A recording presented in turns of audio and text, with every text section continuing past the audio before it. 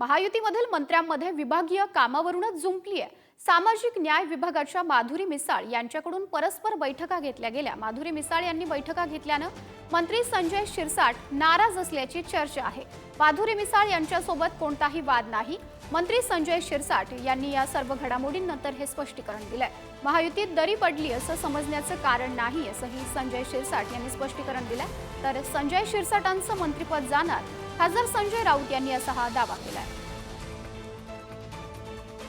सूचना अशीच केली होती की जर तुम्हाला अशा बैठक घ्यायची असेल तर मला कल्पना द्या, जेणेकरून तुम्हाला बैठका घेऊन काही जर निर्णय योग्य वाटत असेल, घ्यायचा असेल तर त्याला माझी संमती, मग पुन्हा ती फाईल फिरवा, मान्यता सादर, मग मी मान्यता द्यायची, मग ते कुठं पुढे जायचं। तर या सगळा प्रकार टाळण्यासाठी मी एक माझी सहकारी म्हणून, ते चांगले काम करतात, माझी सहकारी म्हणून मी त्यांना केलेली ती सूचना होती।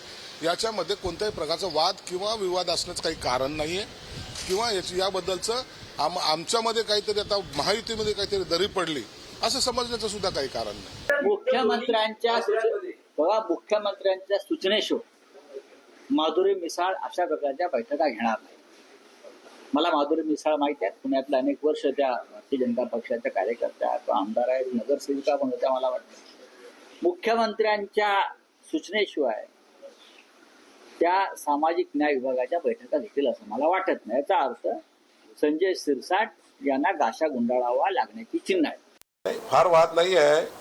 आम्ही आता काही अधिकार राज्यमंत्र्याला देतो आहे, कुठले कुठले अधिकार द्यायचे याच्याबद्दल चर्चा सुरू आहे आणि माननीय मुख्यमंत्र्यांनी सांगितलं आहे, सर्व कॅबिनेट मंत्र्यांना, लाडकी बहीण मलाही सांगितलं आहे, सर्व कॅबिनेट मंत्र्यांना सांगितलं आहे की काय काय अधिकार तुम्ही राज्यमंत्र्यांना देणार आहे याचा टेबल करा। मी माझ्या खात्याचा मी पाठवतो आहे।